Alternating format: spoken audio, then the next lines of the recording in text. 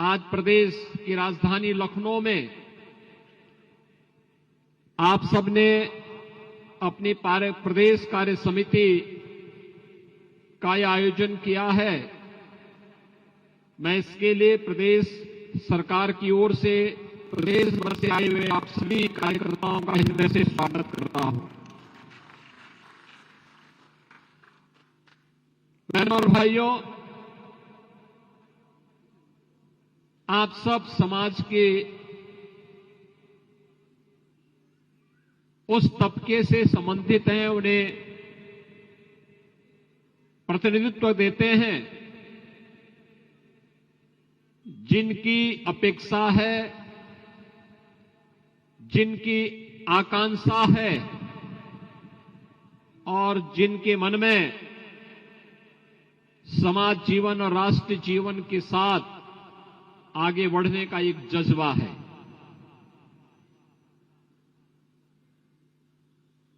जब कोई समाज अपने स्व का बोध खोता है तो उसके सामने पहचान का एक संकट खड़ा होता है और कुछ ऐसा ही षड्यंत्र इस समाज के साथ किया गया जो आज अपने को पिछड़ा वर्ग कहता है।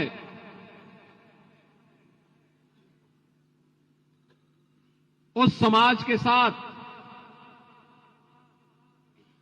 जो अपने बल से, अपने बुद्धि से, अपने पौरुष से भारत को भारत बनाने, भारत को सोने की चिड़िया बनाने, भारत को समृद्धि के नई ऊंचाइयों तक पहुंचाने का जज्बा रखता था, जब एक साजिश के तहत उसे आपस में ही लड़ा करके उसके सामने उसके सत्व के बोध को समाप्त करवा दिया गया, तो एक पहचान का संकट न केवल इस समाज के सामने बल्कि पूरे देश के सामने आ गया था। और यही कारण है, वे ताकतें जानती थी कि अगर ये समाज ऐसे ही पराक्रमी रहा, ऐसे ही पौरुष से भरपूर रहा, तो दुनिया की कोई ताकत, दुनिया का कोई आक्रांता भारत का बाल बांका नहीं कर पाएगा। और इसके लिए उन्होंने साजिश रची, आपस में लड़ाने की साजिश रची, आपस में ही एक दूसरे को भिड़ाने की साजिश रची,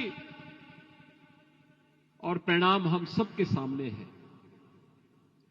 जो कार्य कभी विदेशी आक्रांता करते थे, आज वही कार्य तो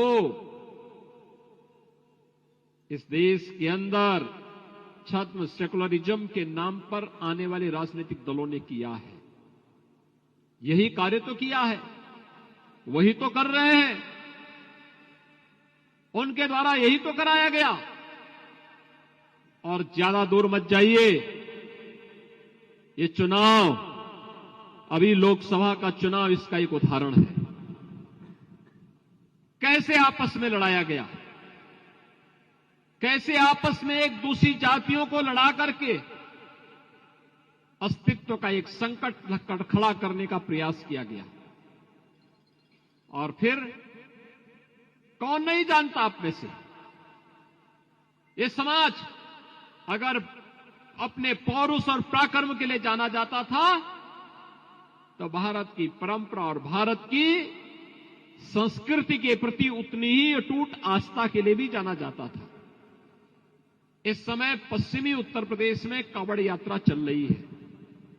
याद करिए, यही कांवड़ यात्रा इस कांग्रेस और समाजवादी पार्टी की सरकार के समय, बहुजन समाजवादी पार्टी की सरकार के समय प्रतिबंधित की गई थी।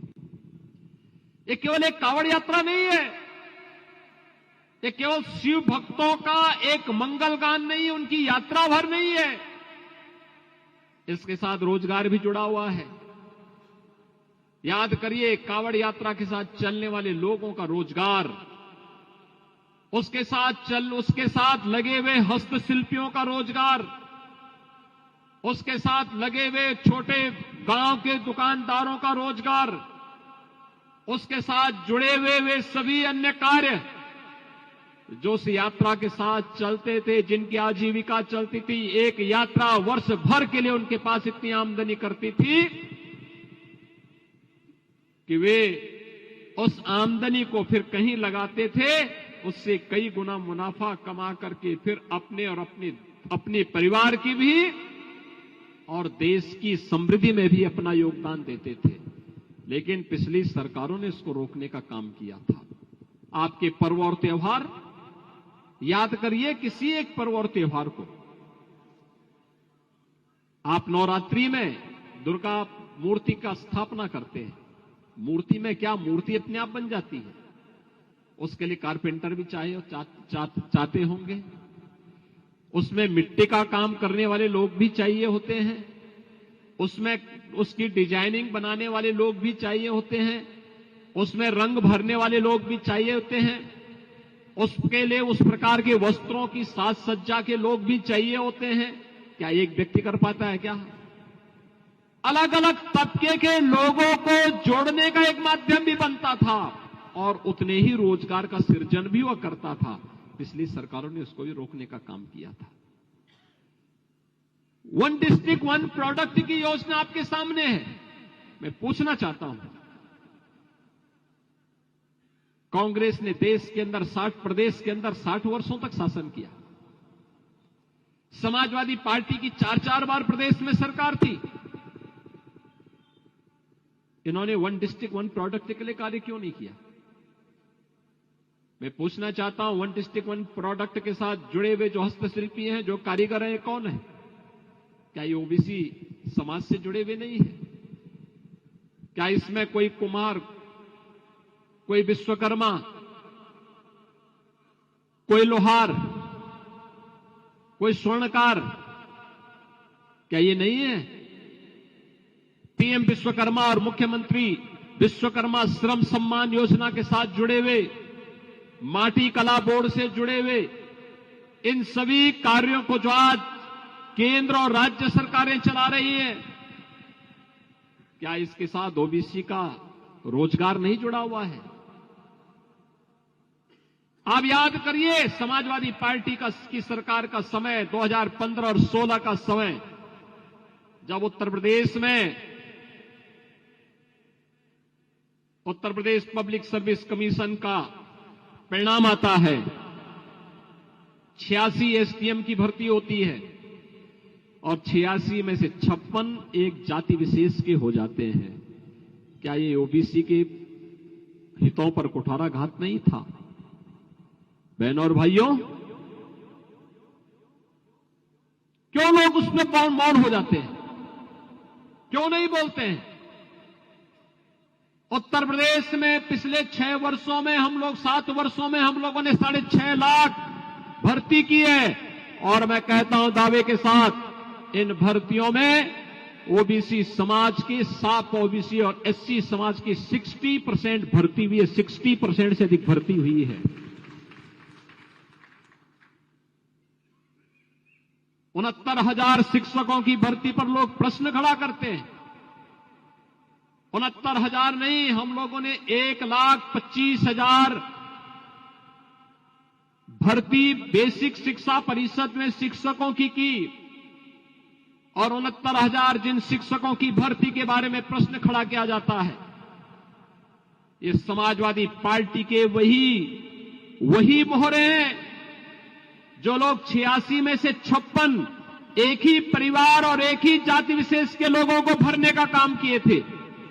वे लोग आज प्रश्न खड़ा करते हैं। 69,000 शिक्षकों की भर्ती में, बहनों और भाइयों, अगर केवल 27% ओबीसी के आरक्षण के हिसाब से भर्ती होती तो भर्ती होती 18,200, लेकिन भर्ती कितनी हुई? 31,500। 31,500। उन्हें इस बात की चिंता है कि ओबीसी समाज अपनी बुद्धि से, अपने बल से, अपने पौरुष और पराक्रम से इतनी अधिक सीटें क्यों प्राप्त कर गया।